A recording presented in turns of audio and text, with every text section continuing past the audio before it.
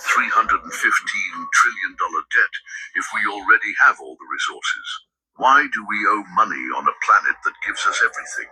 Earth gives us air to breathe, water to drink, sunlight for energy, land to grow food, forests, oceans, minerals, and more wealth than any human could ever count. Yet somehow we're told the world is in over 315 trillion of debt. But who do we owe? We don't owe the earth. We don't owe the trees, the rain, the soil, or the sun. We owe other people, or more accurately, a system built by people that turned the planet's abundance into debt. Here's how the illusion works. Governments borrow money from central banks. Central banks create that money, often out of nothing. Corporations borrow to expand. Consumers borrow to survive. And as this debt grows, so does the illusion of scarcity. But the truth is, there's no shortage of land, food, or energy. What we have is a shortage of access, and that's by design, because the modern economy doesn't just run on money, it runs on debt. Debt creates control. It turns nations into clients, workers into servants, and wealth into a pyramid, where those at the top own what everyone else must rent, borrow, or chase forever. And here's where it gets worse. The more money we print, the less it's worth. That's inflation. So even if you work harder, save more, and spend less, your money buys you less every year. But prices keep going up, and so does your rent, your food, your energy bill, and your stress. All while those at the top, they don't work for money. They own land, gold, companies, data, water, and energy. They own what money can't print. So ask yourself, if the world is rich in resources, why are most people poor? The answer isn't in nature, it's in design. We're living in a world where value is artificial and debt is engineered, and most people never question it. Because from the moment you're born, you're taught to obey the rules of a game you didn't choose. But what if I told you the earth isn't in debt? You're just living in a system that convinced you it is. This isn't about conspiracy, it's about consciousness. The moment you start seeing through the illusion, you begin to understand. What they call debt is often just a tool of control, a way to keep the majority struggling while a few live in permanent abundance. Final thought, we were given a planet full of gifts, but somewhere along the way, we started renting what was already ours. What would happen if more of us woke up to that? Follow for more videos that educate, aware. All right, Shalom. I want to give all praises to Yahweh, Ba'ashem Yahushua, Ba'ashem Makakadash. Double honors to the apostles and the elders, a great millstone. Salutation to all the brothers and a few sisters out there. Onto his like foreigners from the seed of Abraham, Isaac, and Jacob, Shalom in the Hebrew, which means peace. The main question that was asked, why is the earth in debt when everything here is for free? And that's a question that every single person out here should be asking. And if you haven't gotten the picture by now, the earth will bite it forever. Everything in this earth was made for us. To serve man. All right. But somewhere down the line, the powers that be said, nope, we're not allowing this to happen. Because they, in their mind, believe that the earth is theirs. So this is where the conflict of interest is at. Not real quick, I want to say, let me get it. I come back to that one. Genesis 25 and, 27. Genesis 27 and 38. And Esau said unto his father, hast thou but one blessing for me? Hast thou but one blessing, my father? Bless me, even me also, O my father. And Esau lifted up his voice and wept. And Isaac, his father, answered and said unto him, behold, thy dwelling shall be the fatness of the earth, and the dew of heaven from above. So the fatness of the earth is what? The good parts of the earth. The nice parts. So Esau, his descendants, were going to, in a period of time, rule, and their descendants is going to live in the best parts of the earth. Best parts is, you could say, the suburbs. Okay, they isolate themselves from the rest of the world. They set up gates for themselves as they steal the things that they have gotten. It says, "And a dew of heaven from above." Now, this proves that Esau runs the world. If anybody believes in the scriptures and try to discredit us, or not even discredit us, I'll say this: they don't know very well, because if you go into the scriptures and explain, can you explain to us who runs this world today? All right, Esau. Esau is not um the Ashkenazi, this, that, to the third. No, Esau is so-called white man. Okay, point blank, period. Esau is a so-called white man. He rules the world, and if anything proves that he rules the world, is it the dew of heaven? Because no other nation, no other empire prior to the Edomite Empire has planes, has gone out of space, all right, up in the firmaments and so forth, like how he has. It says, "And by thy sword shalt thou live." And here's another one, which is his blessing. All right, that he lived by the sword. Matter of fact, Revelation 6:4. It says, "And they went out another horse that was red, and power was given to him that sat thereon to take peace from the earth." So that's the same blessing we just read in Genesis the 27th chapter. He was given power. He was blessed by Isaac, proving that Isaac comes from the royal line, proving that Isaac was, well, a lot of people don't understand Isaac was, that was Yahweh Shai. So he blessed them with this pivotal blessing. Okay. And what they did with their blessing, they shaped the world as they see fit. And it says, "From the earth, and they shall kill one another, and there was given unto him a great sword," which is the ICBM nuclear missile, which is the ultimate sword. Now I've popped into my head. Wisdom of Solomon, just to back up what the thing just said. I start at 2 and 1. It says, "For the ungodly said, reasoning with themselves, but not aright. Our life is short and tedious, and death of a man there's no remedy. Neither was there any man known to have returned from the grave." So they fear death. All right. They fear death. "For we are born to at all advantage, and we should be hereafter as though we had never been. For the breath of our nostrils is as a smoke, and and a little spark in the moving of our heart, which being extinguished, our body shall be turned into ashes. Our spirit shall vanish as the soft air." So the concept is you only live once. This is where that mindset is involved.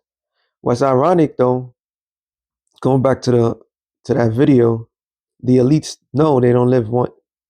They know they live many times, and they ensure to keep that power to themselves, ensure to keep that riches to themselves, while everybody else is fighting for scraps, so to speak. Okay, "Our name shall be forgotten in time, and no man shall have our works in remembrance. Our life shall pass away as a trace of the cloud, and shall be dispersed as a mist that is driven away with the beams of the sun, and overcome with the heat thereof. For our time is a very shadow that passeth away, and after our end there's none returning, for it is fast sealed so that no man cometh again. Come on, therefore, let us enjoy the good things that are present. Let us speedily use the creatures like as in youth. Let us fill ourselves with the costly wine and ointments, and let no flower of the spring pass by us. Let us crown ourselves with rosebud before they be withered. Let us now, so let us know of, so let none of us go without his part of voluptuousness. Let us leave tokens of our joyfulness in every place, for this is our portion, and our lot is this. So they have this one, they live for the moment lifestyle. This is why this man is in complete, utter greed. Okay? They just explain it, which is a common knowledge. The earth has more than enough. All right? Actually, the earth is empty compared to what's in the earth. In other words, we need more people. But the way they did it was everybody's shoot, but they force everybody. I'm gonna come back to this real quick. They force everybody into the cities, and then turn around and tell everybody, "Oh, there's too much people," which is absolute bullshit. All right. Matter of fact, let's see if I get the scripture. Rich man's wealth.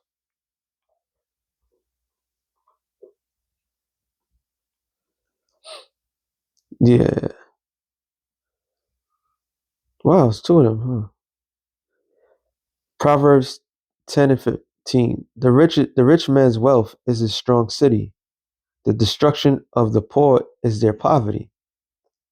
So the rich man's wealth is a strong city. This is why they put everybody in those metropolitan areas, so that way they can suck the life out of the people. That's why everybody lives house to house. Okay? It says Proverbs 18 and 11, the rich man's wealth is a strong city, as an high wall in his own conceit. Let me go on to this. Before his destruction, the heart of man is haughty, and before honor is humility. Now that's dope. Hold on, let me read that again. Hold on, let me go up. No, let me read it again. It says, the rich man's wealth is his city, a strong city, sorry. This is why you have all these major cities, right? And as a high wall in his own conceit. Let's look up the word conceit.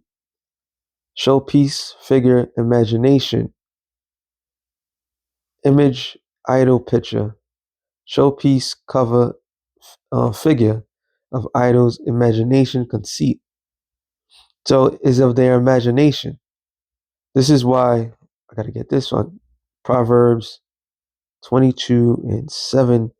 The rich rule over the poor, and the borrower is servant to the lender. Like the man said, there's a system that was created, and everybody, they have to keep saying it. They have to build up a system. This is the only way they can implement this RFID microchip in a grand scheme. If men have their own land, as the Most High intended it to be, you have your own land, you have your own fruits, you have your own vegetables, you have everything. They couldn't entrap people the way they have them. All right, it's impossible because everything's there. The Lord gave everything. It was there naturally. So they had to create a falsified system that people will reject their lands. Now they're poisoning the lands and forcing people into these cities, and making it worse. Not only are they forcing people into cities, they're forcing people to get on debt. Now I did it last time. I'm going to do it again. This is nothing new under the sun. Genesis 47, 11, 12. Genesis 47 and I started 13. And there was no bread in all the land, for the famine was very sore. So the land of Egypt and all the land of Canaan fainted by the reason of famine. So the Egyptian Pharaoh had a dream. And his dream, Joseph, the spirit of Yahweh Bashem Yashai, interpret to had him interpret the dream. 7 years of plenty, 7 years of famine. Now within this, so Joseph had Pharaoh take all the stock and stock up for that 7 years of plenty, right? But when it came to the 7 years of famine, it affected everybody else. And Joseph gathered up all money that was found in the land of Egypt and in the land of Canaan for corn, which they have bought. And Joseph brought the money into Pharaoh's house. So they had actual money, not no dollar bills, it was coins, silver and gold. And the money failed in the land of Egypt. And in the land of Canaan, all the Egyptians came unto Joseph and said, give us bread, for why should we die in thy presence? For the money faileth. And Joseph said, give your cattle, and I will give you for your cattle if money fail. And they brought their cattle unto Joseph, and Joseph gave them bread in exchange for horses and for the flocks and for the cattle and for the herds and for the asses. And he fed them with bread for all the cattle for that year. And when the year was ended, they came unto him the second year and said unto him, we will not hide it from our Lord, how that our money is spent. my Lord have also sorry, my Lord also have our herds of our cattle. There's not or not off left in the sight of my Lord, but our bodies and our lands. So unintentionally, Joseph was given up.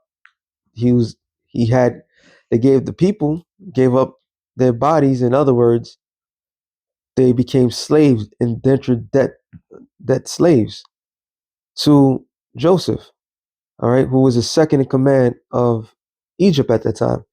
This is why Egypt became such a great empire. All right. So this is what the elites is trying to do.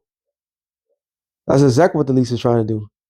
They're forcing people to give up their rights of normal living because they built up a system to entrap people. All right. And ultimately, they're going to make everybody get that chip. This is the only way they can encourage this system that they created. All right. It says, wherefore shall we die before thine eyes, both we and our land? Buy us and our land for bread, and we and our land will be servants unto Pharaoh. Give us seed that we may live and not die, that the land be not desolate. And Joseph, he applied. So this formula is not new. This is part of Esau studies everything. It's part of his blessings. Once again, he created a system. The earth has plenty for everyone. Matter of fact, the Lord said it himself. Let me see if we can get it real quick. Isaiah 45 and 17. No, sorry, 18. For thus saith the Lord that created the heavens and the earth. Sorry, the heavens. The Most High himself that formed the earth and made it. He have established it. He created it. Not in vain. He formed it to be inhabited. I am the Lord. I am the Lord, and there's none else. So the earth was made to be inhabited. All right. Let me another proof. Ezekiel I haven't read this in a while. 36, and which is talking about the land of Israel. But indeed, it says Ezekiel 36, and this will give us a feel. The land itself, the land of Israel itself. But this is what the earth desires. It says, verse 10, I will multiply men upon you, the house of Israel, even all of it, and the cities shall be inhabited, and the wastes shall be built. And I will multiply you upon you, man and beast, and they shall increase and bring fruit. And I will settle you after your old estates, and will do better unto you that are your unto you than at your beginnings, and you shall know that I am the Lord.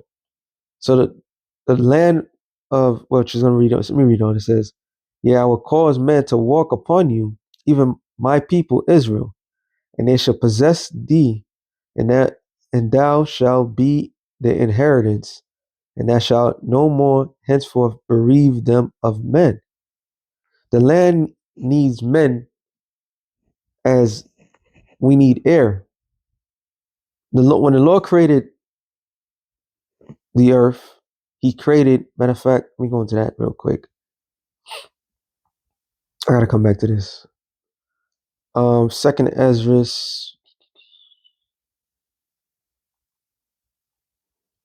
6 and what, 52 or 50? Let me see. I believe it's 50. Right.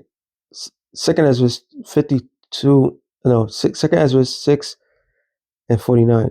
Then didst thou ordain two living creatures, the one thou callest Enoch, which was man, and the other Leviathan. Thou didst separate one from the other, even the seventh part, namely where the water was gathered together. Might not hold them both.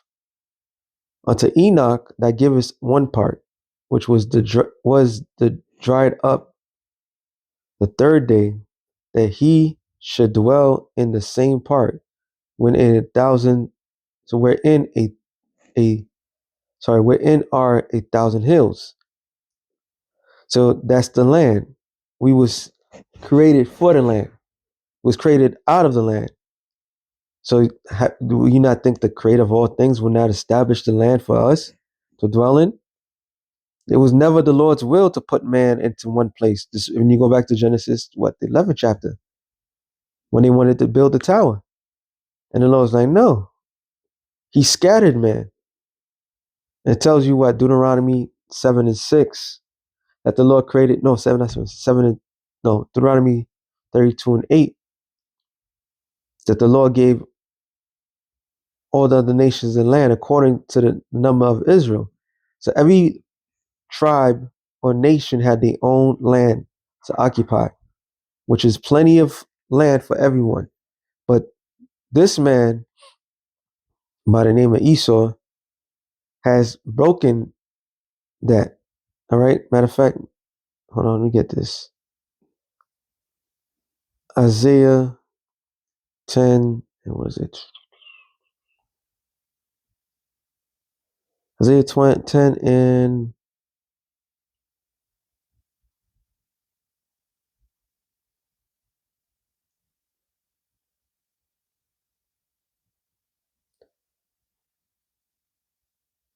there it is.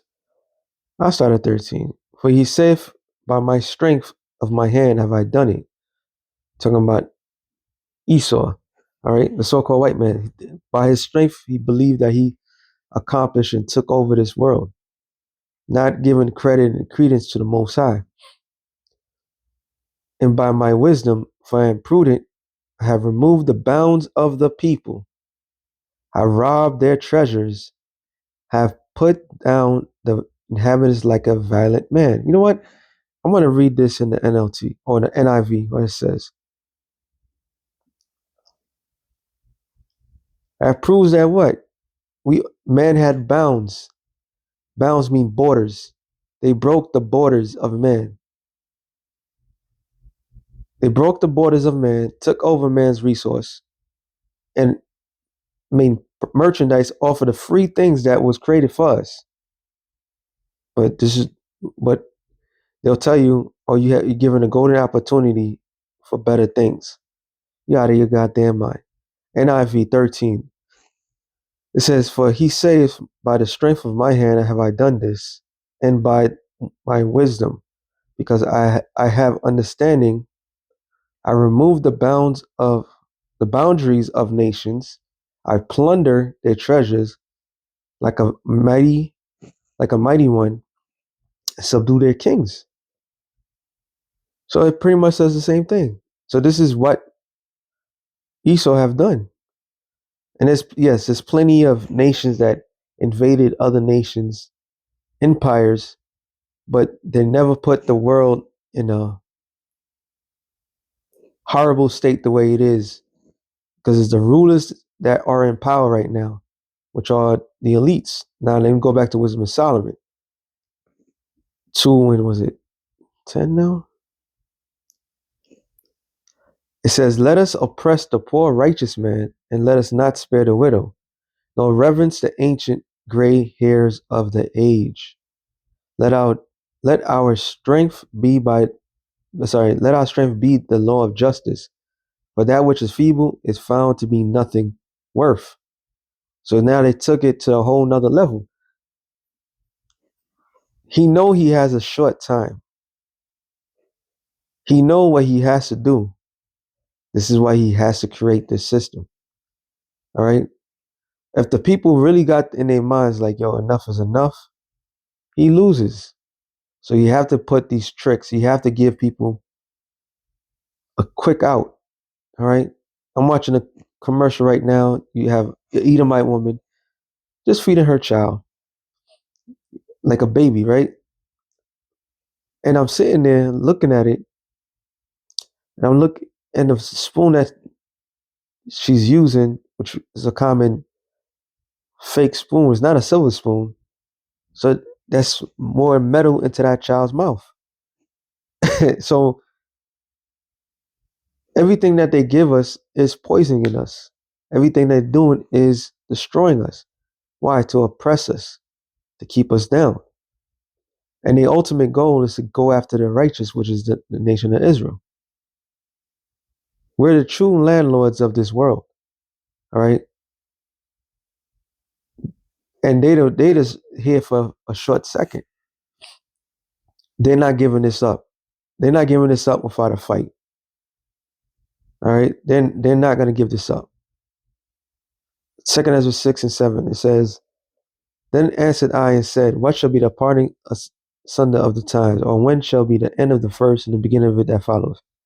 And he said unto me, From Abraham unto Isaac, when Jacob and Esau were born of him, Jacob's hand held first the hill of Esau, for Esau is the end of the world, and Jacob is the beginning of it that followeth. The hand of a man is betwixt the hill and and the hand of the question as was asked thou not."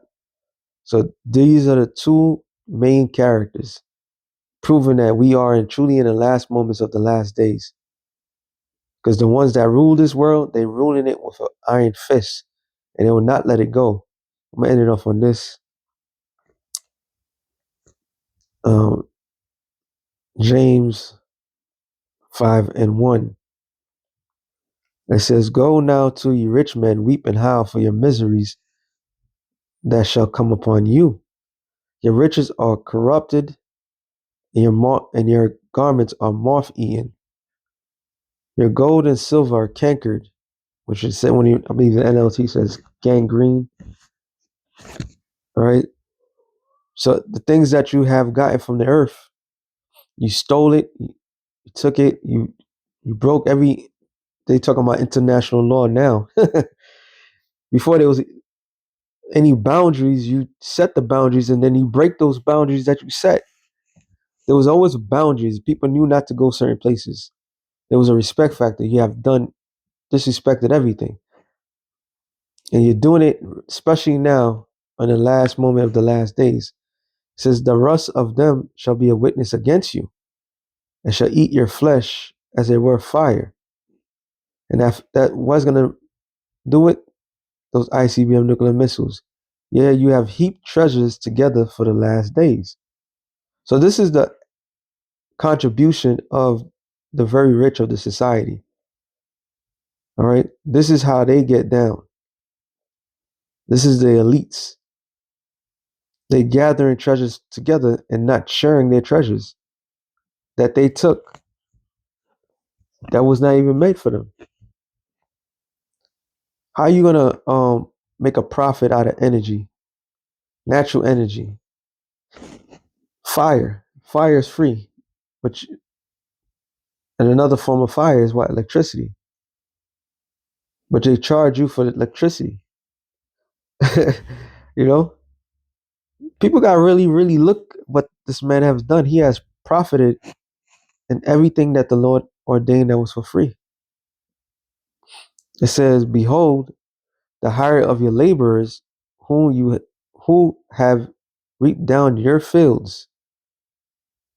So, according to your structure, okay, which is of you, kept back by fraud. In the kingdom of heaven, another note, there ain't gonna be no unemployment lines. There ain't gonna be no um, a food line, pantries, or any of that sort.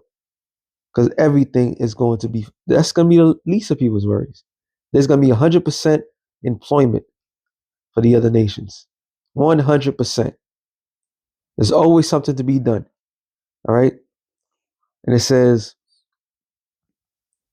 the cries of them which have reaped are into the ears of the Lord of Sabaoth, which is the Lord of armies, which is Yahweh. You have lived in pleasure on the earth. And we just read that in Wisdom of Solomon. And have been wanton, which means sexually and undisciplined, okay? Being greedy, taking things that doesn't belong to you, that lustful eyes that they have on everything. They want to keep everything for themselves. It says, you have nourished your hearts as in a day of slaughter, going back to how they got everything, which was part of their blessing. But their blessing, which scriptures does say the earth is given to the hand of the wicked. But that doesn't mean that the wicked is supposed to rule the world the way they're doing it.